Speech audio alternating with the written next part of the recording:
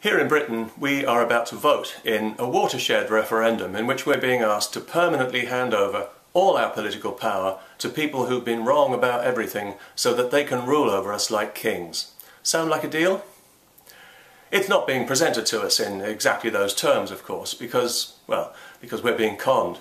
That's right, we're being swindled out of our sovereignty, our democracy, our security and our freedom by corrupt, self-serving career politicians who've never had a real job between them. Some of my American friends seem to think that the European Union is a kind of United States of Europe, and therefore a good thing. In fact, it's more akin to a new Soviet Union, and that's why Britain needs to get out. It doesn't have a constitution that guarantees fundamental liberties and government by consent, because its primary purpose is to eliminate the need for democratic consent, to empower politicians at the people's expense, and to make them our rulers, not our servants. Career politicians hate democracy because it holds them to account, at least up to a point. It means that every few years they have to justify themselves to plebs like you and me. It must infuriate them to think that their influential, well-paid jobs and their grand utopian political projects depend entirely on the shallow opinions of idiots like us. Of course they're going to try to remove us from the equation. We are the problem. The European Union was designed from the outset to take care of that problem by removing the people from the governing process entirely so that career politicians and their friends in big business could form a cosy cartel for their mutual convenience. This is why small business in the European Union is buried under an avalanche of unnecessary, petty, meddling regulation that prevents it from competing effectively with big business. It's also why what passes for democracy in the European Union is like a building on a movie set, all front and no substance. Because when you're imposing a grand political plan on people, you can't just abolish democracy, or there might be riots. So you give them a kind of decaf version, where people are elected to a puppet parliament, an assembly of powerless political eunuchs who are not allowed to initiate any legislation or remove the government. And most of them are quite happy to go along with the charade because they're so well paid for it, obscenely well paid. Like everyone in hock to the European Union, they're effectively being bribed with our money. And the people who run things know that they can get away with this sham because they know that most of us are not really paying attention. After all, it's only Europe. But of course it's not Europe at all, is it? It's the European Union, an authoritarian political entity that's been superimposed on Europe by unscrupulous career politicians who have stolen Europe's good name. If you look into many of the people who are urging us to stay in, you'll find that they're motivated by grubby self-interest, whether it's a fat EU pension they don't want to lose, or a fat EU job that they've got their eye on, or a lucrative grant that they've been receiving, or some other kind of European Union money, meaning our money that's going into their pocket. It's what we in Britain have come to know as the Kinnock factor. Look into it yourself and you'll see. Recently, the worst US president in history arrived in Britain to lecture us and to threaten us if we leave the EU. In doing so, he showed himself to be as arrogant and dishonest as he is weak and incompetent, and nobody was a bit surprised. What he didn't tell us is that he wants us to stay in because he wants to push through a sinister trade deal with the European Union that will give American corporations the right to sue the British government if it passes laws that affect their profits. But the European Union at its core is not about trade, it's about power. Trade is the blindfold they've used from the beginning, and even now, in this referendum campaign, they're focusing obsessively on transient economic issues. You'll be better off, you'll be worse off by this amount, by that amount.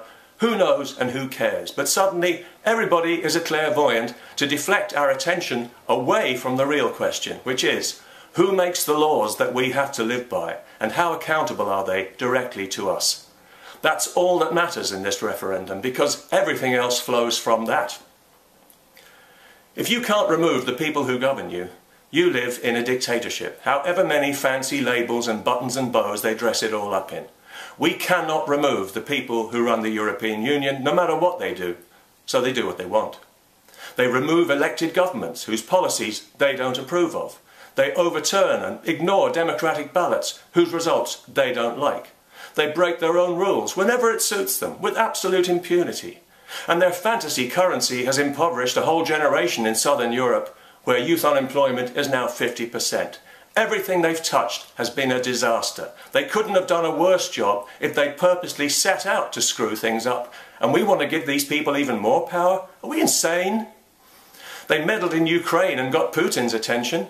Now they want a European army to face him down, with them in charge, elected by nobody except each other. Their reckless insistence on wide open borders has turned a manageable refugee crisis into a full-scale illegal invasion by hundreds of thousands of fighting-age third-world Muslim men who never stop telling us how much they hate our society, and we can't deport any of them no matter what they do, and they know that. And because none of them are screened in any way, Europe is now riddled with Islamic State terror cells.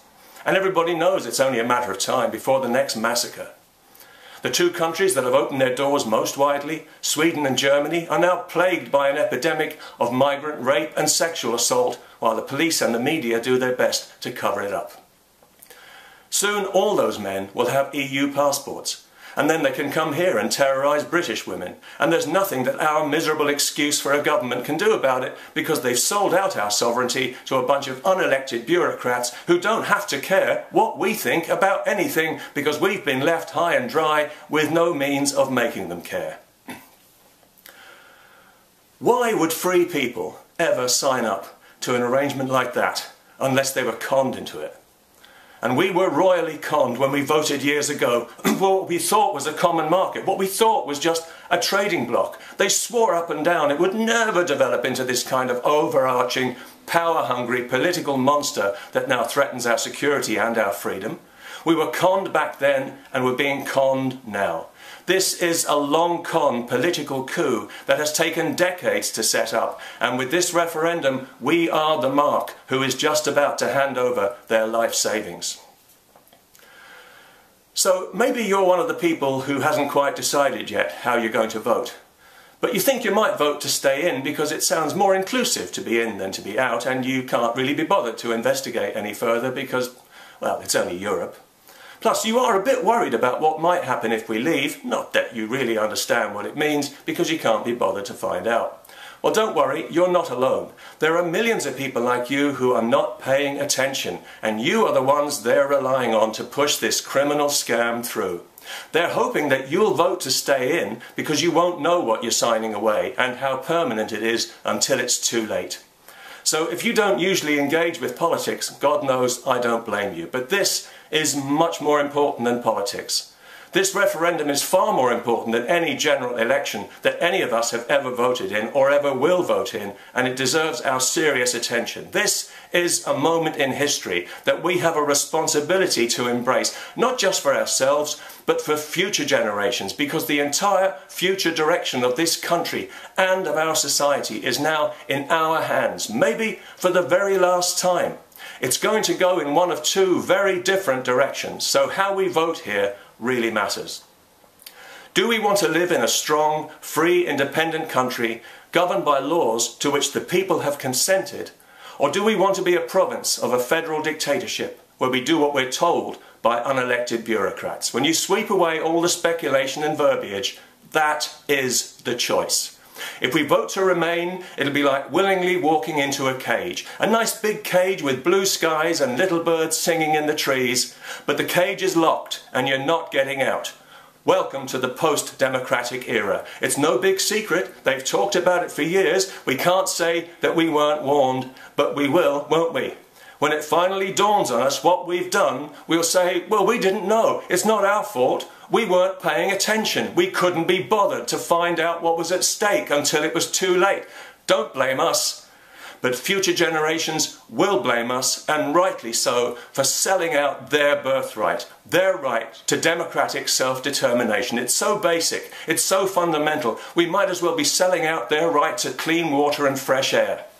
Thanks to us, our children and grandchildren won't have a vote that counts. They won't have a voice. They won't be able to affect the society they live in or shape it in any way, and they'll be completely at the mercy of unelected, predatory career politicians. So please, this time, don't switch off the TV debates. Listen to the arguments. Pay attention to what's being said, because this time it does matter.